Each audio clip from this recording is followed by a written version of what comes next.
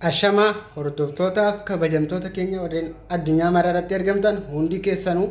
akkam jirtan akka yeroo isaa kana keessan jechaa iddoof bakka jirtanitti nagaa waaqayyoo kabajni jaalala milkaa'inni isiniif haa baay'atu ormii dheeradhaa isin jechuu barbaanna egaa maarree battaluma viidiyichi kun isin qaqqabeetti viidiyoo kana mallattoo sabskiraayib isan gattuqaa isin jechuu barbaanna waan biraa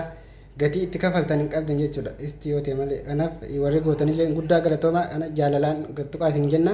akkasuma laayikii isin dagatina egaa maarree guyyaa irraan tanaa kanaas deebinee jirra mata duree baay'ee takka namatti toluu fi wanta takka irraa hubannu jennee qabannee isin dhufnee jirra mata duree kanaas baay'ee takka akka itti gammadanis abdii qabna maaliif jennaan namni tokko wanta hubate takka irraa yoo dubbate baay'ee takka barbaachisaadha maaliif dhalootaaf ergaa dabarsuun beekumsa gahaa hin gaafatu beekumsa hanga qabduun tiraansfeer godhuun baay'ee takka barbaachisaadha akkasuma jechuun guyyaa irraan tanaa kana mata duree of beekuu jedhu tokko qabannee isin dhufnee jirra of beekuu kana maaliif jennaan namoonni baay'een ni beekan jedheetis abdii guddaan qaba hayyoota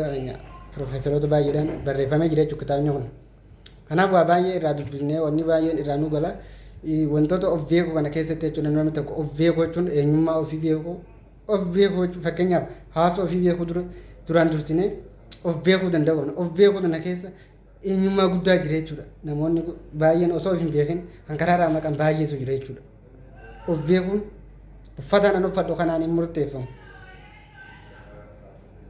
coraa kiyya gubbaa kanaan hin murteeffamu keessa kiyyaan of beekuun kan murteeffamu jechuudha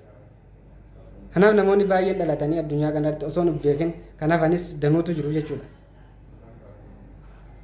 kanaaf of beekuu jechuun eenyummaa ofii beekuu maaliif akka dhalataniif beekuu lafa kanarratti jechuudha